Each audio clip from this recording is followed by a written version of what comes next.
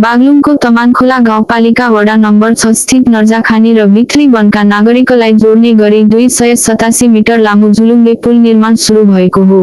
भौगोलिक रूपले टाढा रहेका दुई गाउँका नागरिकलाई वडासम्म जोड्न र टाढा रहेको दूरीलाई नजिक बनाउने उद्देश्य स्वरूप पुल बन्न लागेको हो।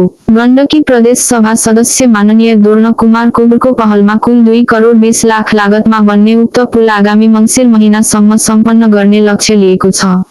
गत चैत्र महिनामा निर्माणको जिम्मा पाएको गोर्खा कन्स्ट्रक्सनले अब लगत्तै काम सुरु गर्ने गरी अगाडि बढेको आयोजना प्रमुख हिरामान तामाङले बताउनुभयो।